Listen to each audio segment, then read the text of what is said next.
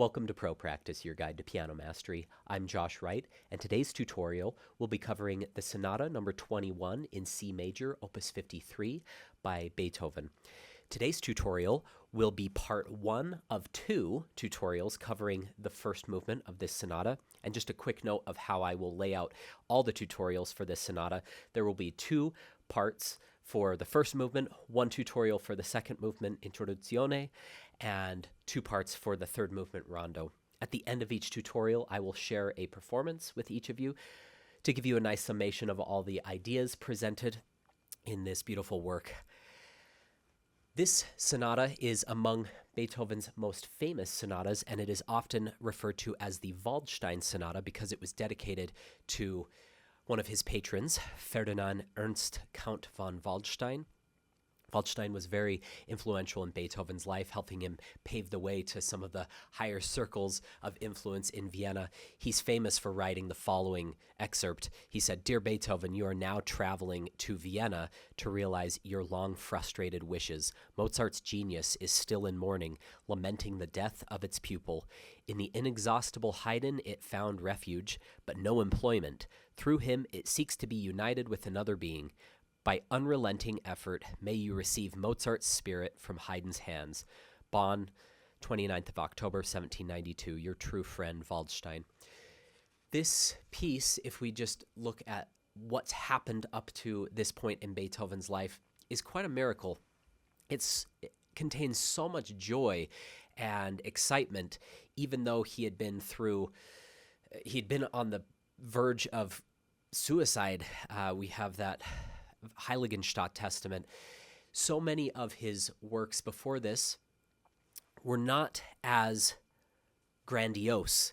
This is his middle period or heroic period. This piece is contained in that, and he's expanding the techniques of the piano repertoire. He's really pushing the limits. We're going to see that throughout this sonata. There's many difficult things. I've spent the last several months working on this piece. I recently gave my first performance of it a few weeks ago, and public performance a few weeks ago. And let me tell you, it is very difficult. I look forward in today's tutorial to uncovering some of the techniques and exercises and thoughts and interpretations that have helped me on my journey with this piece so far. This is still a work in progress. I imagine with a piece this substantial and this monumental in the piano repertoire that I will be playing this for many years to come, continuing to make new discoveries.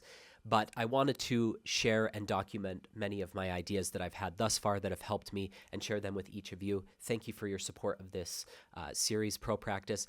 I will go ahead and start this. Before we get started with the tutorial portion of the piece, I'll go ahead and play the first 50 bars of this piece. Here we go.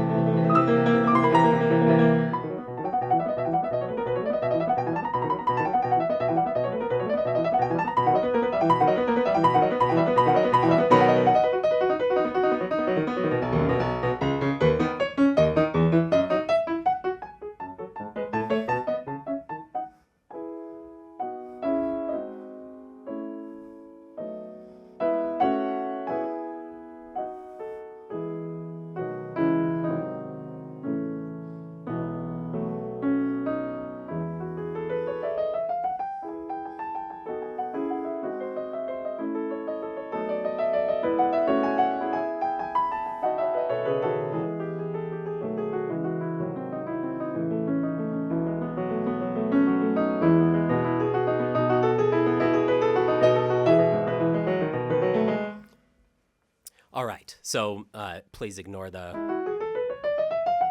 of all places to slip up, the easiest scale, but just shows you that anything can happen in here. Let's talk about this first opening motive. I read somewhere that they likened this to the core of the earth, just bubbling up. I loved that.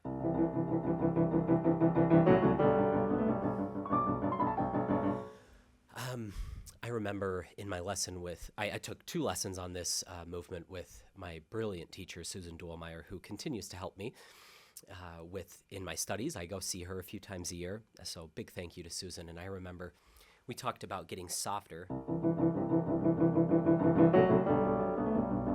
right there, and we had talked about, staying down in the key. So not releasing out of the key. That's very helpful. First of all, you feel like you have better control over the hammer rebound, so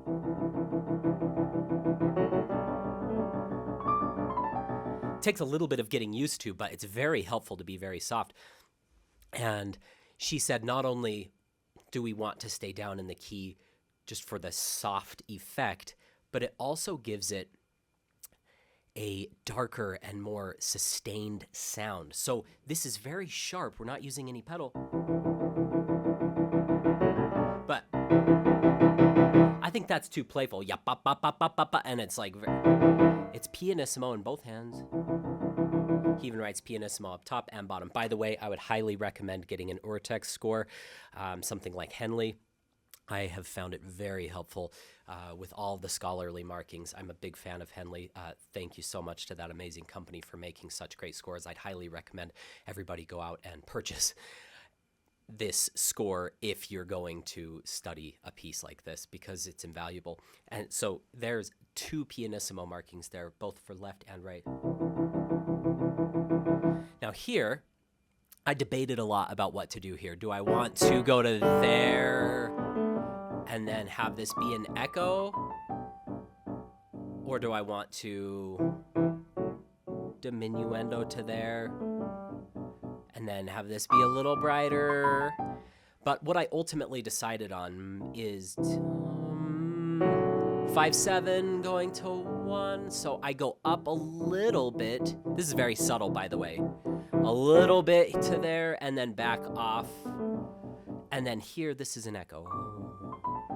Also here, don't smack that staccatissimo marking. It's just short, but I actually like to do kind of a tenuto staccato there. So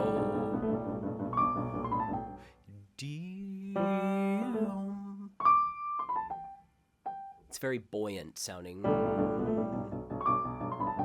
And those first ones can be more than less, and then even less, but you can be slightly more just on that so that you have room to die away. So more, less, but within each figure, more than less,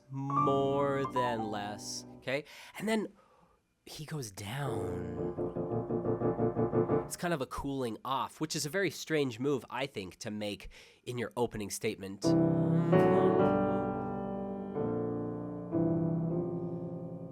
So beautiful. And then if you contrast that with what's coming up,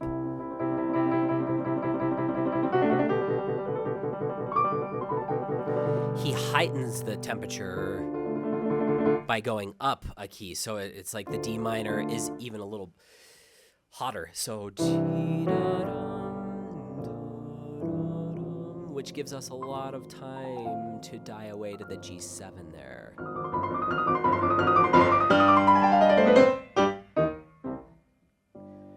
Okay, so this is the first theme or subject in the key of C major. And then in bar 1 through 13, and then bar 14 is just a variation on that first subject. Then over in 23, we get a transition or a connecting episode, which is in E minor. So 5/7 going to E minor, which is an interesting move to make, because then the second subject, he works up to E major. One of my favorite subjects in all of Beethoven's music. So beautiful and heartfelt. Simple. Okay, let's keep going with the form before we dive into more on this first part, because I want to lay out the form. I wanted to just introduce that briefly. We'll go over the form and then we'll jump back. So Like I said, that's the second theme. And the second theme is divided into two parts. We see that first part from here. And then we see a variation on that first part in bar 43. We see actually the left hand taking the main melody and the right hand's decorating it. Okay, and then in bar 50, kind of where I left off in my little playthrough, think of that as your part 2 of the second subject. Much more lively, and we're going to get a lot of excitement and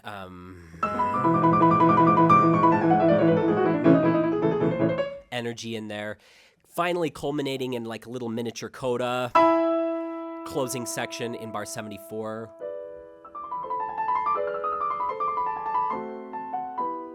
And then he repeats it lower. Okay, and then we see a first ending. You can repeat it. I'm not going to take the repeats in this tutorial. Just know that if you're going to take a repeat, you better do something different. Don't be boring and play it identically. Okay, after the second ending,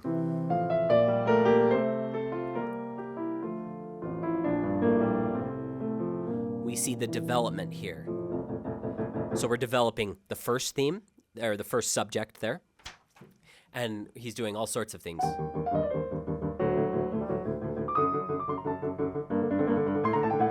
So he's really taking that first subject and twisting and turning it. And then over in 112, he starts developing the second part of that second theme, where we saw over around bar 50, he's doing...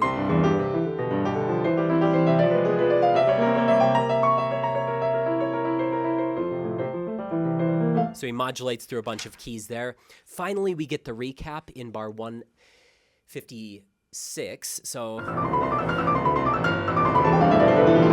sorry, let me do that again. And then back to here. Okay, and then he twists and turns things a little bit, but we're still in C major for the repeat of the first subject. And then we see in bar 196 the second subject in A major, A minor, going to C major, and that makes sense, okay? And then we finally get this surprise key in the coda, right there, D flat major. So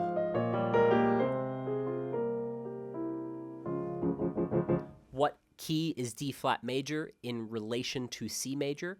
It's the Neapolitan key. So Beethoven's really toying with us. That's a distant key to go to start the coda. And he toys with us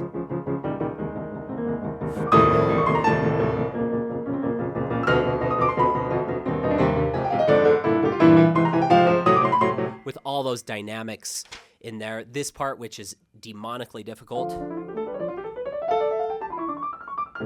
I've had students really struggle with that before. I had to practice that a lot to get that alignment. We'll be going over that in part 2. So we finally see the coda come to a close.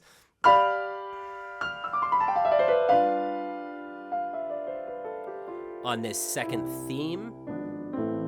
Very chorale, hymn-like.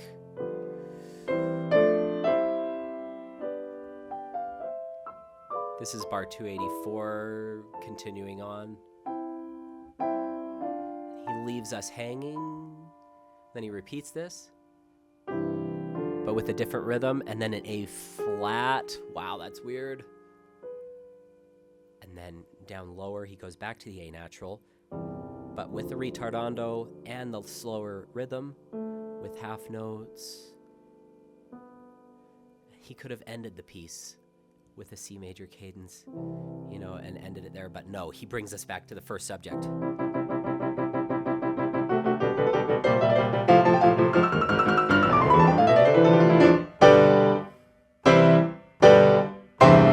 Sorry, I was a little sloppy there.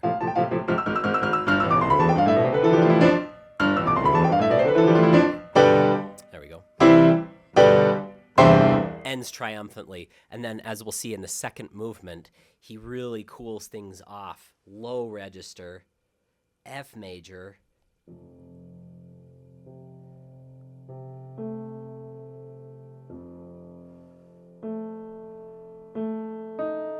And then he melts beautifully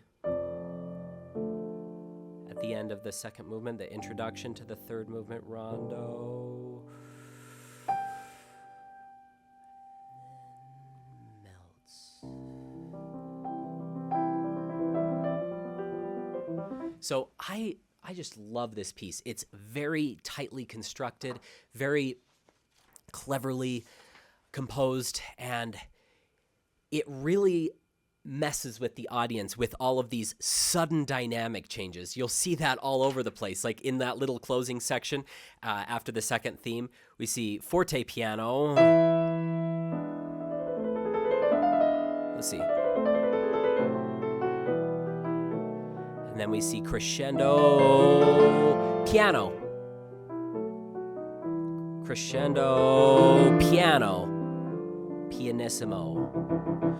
It's very extreme with his use of dynamics and expression and textures as well. Beethoven has some gorgeous melodies in here, but it's really the harmonic moves and the textures that I think make this piece extremely unique and special, especially for this time period. So let's jump back in to this opening subject. We got to bar 5. Wow, we're really making good time here. So here we go. Same idea. Little growth and then back off. And then this is even less. And this, I just use 5-1, 4-1.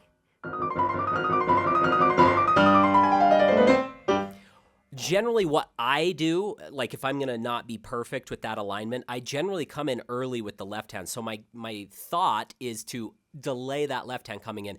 This happens with the 2 other students I taught this piece to as well. So wait and then come in. So usually students will do something like this. They'll come in way early. You gotta wait. And then wait right there. So big. All right, moving on to bar 14. This is really difficult to keep these together. How do we do that? So this is all about coordinating rotation within the hands. So we want to feel the hands moving away from each other, moving towards each other. So start with really big rotations like this. And you can feel the hands moving in opposite directions. That's very helpful. Once you get that good, it becomes very micro, very much like the opening, staying down in the keys.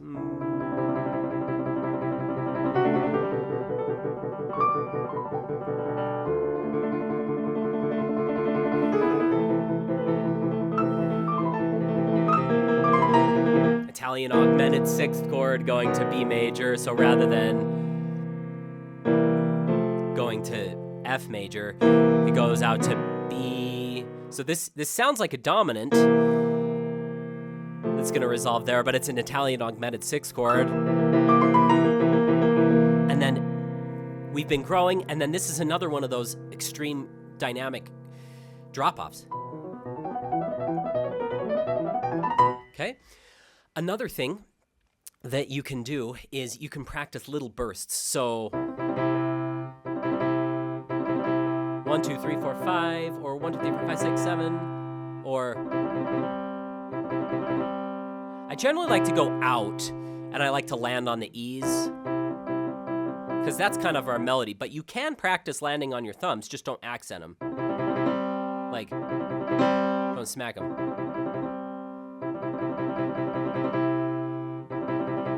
So you can start with just, maybe just start here, rather than starting with that. So just start here. Maybe you just take 5 notes and then 7. And then 9. And then 11. I'm losing count now. But you could even think of just the E's. 1, 2, 3, 1, 2, 3, 4. Sorry, 1, 2, 3, 4, 1, 2, 3, 4, 5, 1, 2, 3, 4, 5, 6.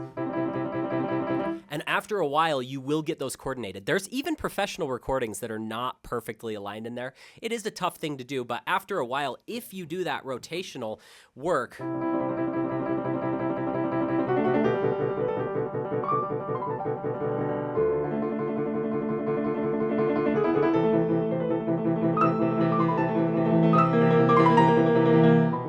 it really helps. Right there, just a little trick. The last 4 notes start to move your hand in. So you don't have to go all of a sudden jerk that thumb forward and have a big gap in there. Having said that, I'm not perfect on that every time. I just find that little move really helps my hand. Move, and then go to there. Okay, and then I heard something at a masterclass once that I'd like to share now. The man presenting the masterclass, it was actually a strings masterclass. It was for a string trio, so it wasn't even piano. I had to attend a certain amount of concerts when I was in my graduate program for credit. Like, of course, I went to big concerts all the time, but some of these smaller ones, it's like to encourage student participation. But I'll never forget what the guy said. He said, I think they were working on Beethoven. Might have been Mendelssohn, but I'm pretty sure it was Beethoven. And he said, anytime you see these subito pianos, suddenly soft, you have to give the audience just a hair of time to process that change. So it's almost like an extra upbeat. So if you're 1, 2, 3, 1, 2, 3, 4, 1. So it'd go 1, 2, 3, 4, 1. See that?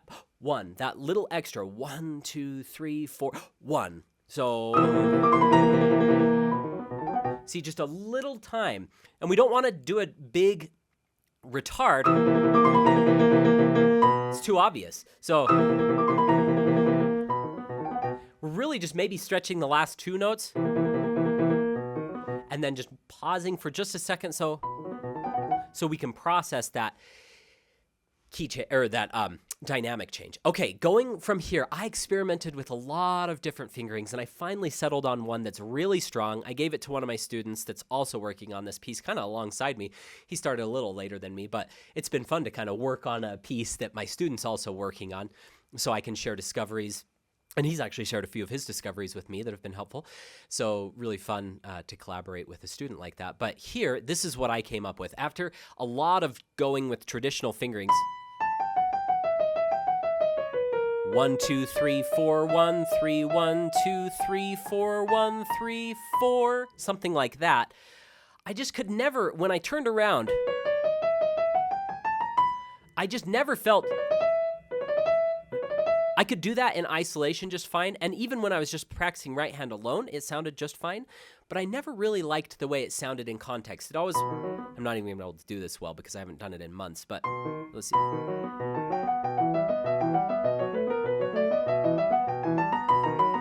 Something like that.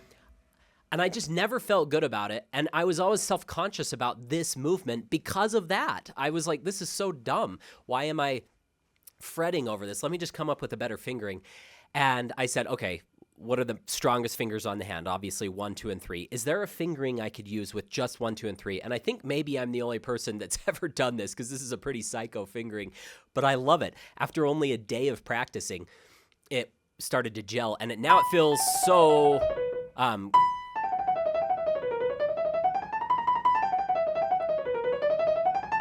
so comfortable and strong and clear.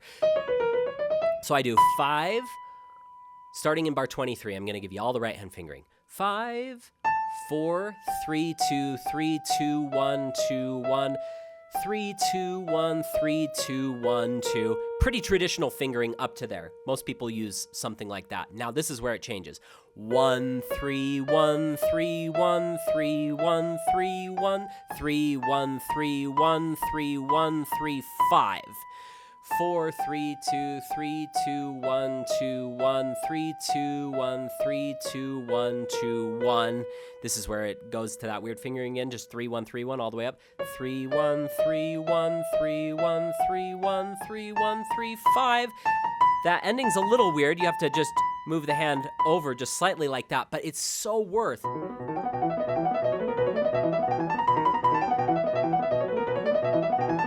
I could never get that type of clarity from that little, and it's not, that's easy, but just putting that in context, I think it has to do with lining it up with the left hand, which is another big task in here that was so problematic, that 1-3 just took all the stress off. So I would highly recommend using that fingering, even if you have small hands.